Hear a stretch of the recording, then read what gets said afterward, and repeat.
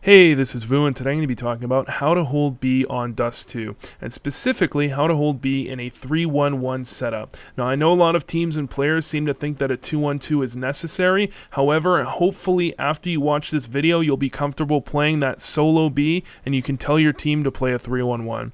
Now, the first thing I want to mention here is that you should definitely be calling to your mid-opper to come B early as much as possible if he's not busy early on in the round. So unless he's fighting someone that went down suicide, ask him to come B, get into the window early so he can support for a rush. That way you can definitely easily hold any B rush.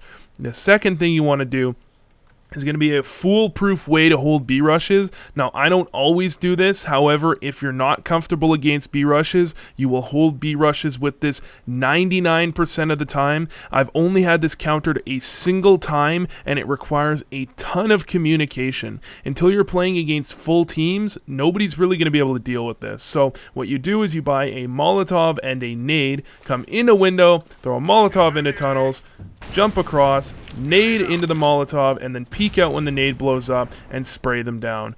If they try and run through that, they're all going to die. If they hold back, oftentimes you'll be able to shoot them right through that nade smoke and the Molotov smoke because they won't be able to see anything. Now, one thing I want to mention here is you should consider using an M4A4 on this site. The reason for that is if they do 5-man rush B, and if you decide not to use a Molotov setup or you don't have enough money for a Molotov, you definitely aren't going to be reloading, and so having those extra 10 bullets can mean the difference between you surviving or you dying, or even the difference between you getting one extra kill, which could mean you winning or losing the round.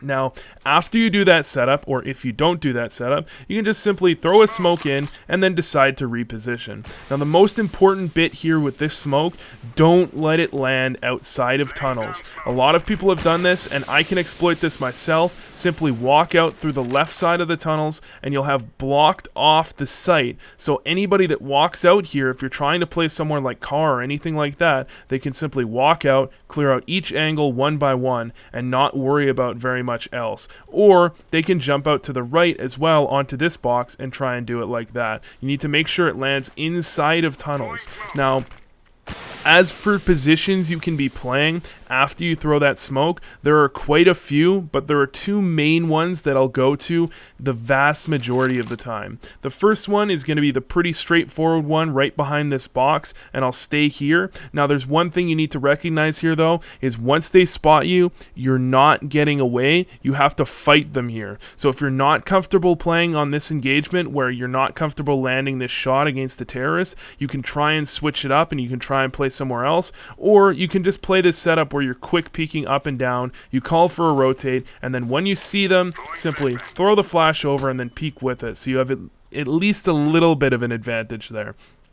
Now, another thing you could try if you're in a low number scenario and you just need to frag out in a 3-on-3 or a 2-on-2 or something like that, you can simply crouch behind this box like this. Assuming your mid is covered, you can deal with a B push fairly easily. This sort of spot basically guarantees you'll get 2 kills if you just pick off the first one, stand up, pick off the second one, and then you'll be trapped and oftentimes traded. But if you do it right, you should almost always be able to get 2 kills from that spot. Now, the next spot I like to hold B with is the spot that I go to if I don't throw my Molotov. I'll come towards B, usually I'll smoke off tunnels, and then I'll just jump right to this headshot spot here and hold it. You're basically guaranteed 1 kill here, and you can easily drop down, fall off, throw a flash, and reposition if you want, and you can do plenty of things off of that.